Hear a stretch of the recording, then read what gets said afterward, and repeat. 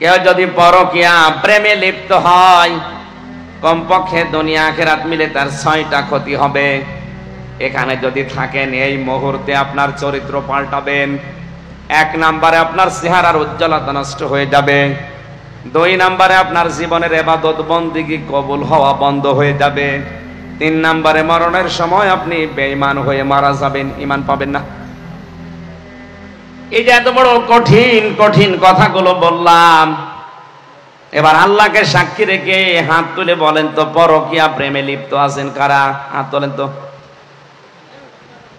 ও, এই হাদিস বলা আমার মনে হয় এই জেলার জন্য না, এই কুষ্টিয়ার জন্য কার্যকর। আলহামদুলিল্লাহ, যাক ভালো, এই এলাকায় পরকীয়া প্রেম নেই। যদি কেউ এরকম চরিত্রে থাকেন, আপনি কি মনে করেন আমি বুঝি না? নিজের স্ত্রী বাদ দিয়ে অন্যের স্ত্রীর সাথে হোক, অন্যের মেয়ে লোকের সাথে যে লাইন আপনি লাগিয়েছেন, কোন কারণে লাগান বলেন তো? যে মেয়ে লোকের সাথে লাইন করলেন, ওর ভেতরে যা আছে আপনার স্ত্রীর ভেতরেও তাই আছে। এই কথা বলেন এখানে, নাকি জিনিসপত্র কম বেশি আছে? না, সব পুরোপুরি ঠিক। হ্যাঁ, এখানে একটু ছোট্ট কথা বলা দরকার। এখানে হাজারো স্বামী বসে আছে, এই কারণে বলছি। মেয়েরা আছে না, সম্মানিতা মা বোনেরা, বাংলাদেশের পুরুষ মানুষের শরীর এমনি চলে না, কলকাতা হারবার আলী ইন্ডিয়া হারবাল ছাড়া। কথা বলছেন এখানে, এদের যে যৌবন, এ তো এমনি চলে না। এরপরও যদি কোনো পুরুষ মানুষ আপনার রেখে লাইন করে, বুঝতে হবে শুধু ওই পুরুষের একা দোষ না, আপনারও কিছু দোষ আছে।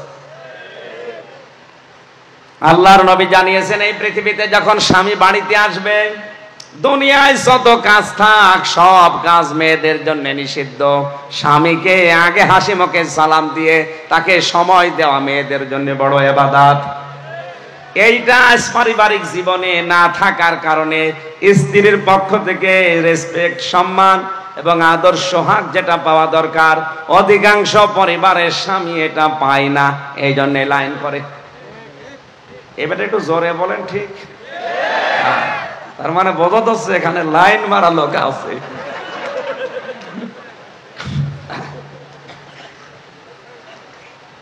আল্লাহর নবী জানিয়েছেন, পৃথিবীতে আমার কাছে স্ত্রী ভালো লাগতো, আমাদের কাছেও ভালো লাগছে, কিন্তু স্ত্রী তৈরি হওয়ার আগে যে 4টা বিষয় খেয়াল করা দরকার, এখানে অধিকাংশ মানুষ ওগুলো খেয়াল করছি না। এই যে লোকটা বসে আছে, বিয়ে করার পরে 10 বছর পার হয়ে গেছে, হয়তো এখন উনি বউ পাল্টাতে পারবে, কিন্তু সন্তান হয়ে গেছে 2-3টা। বলেন তো, তারা তাদের মা পাল্টাতে পারবে? আরো আসতে বলেন। এই জন্য উনি সহ যত মানুষ এখানে আমরা আছি, বিয়ে করার আগে অবশ্যই সন্তানের মা কে হবে তার গুণাগুণ 4টা দেখে নেওয়া দরকার।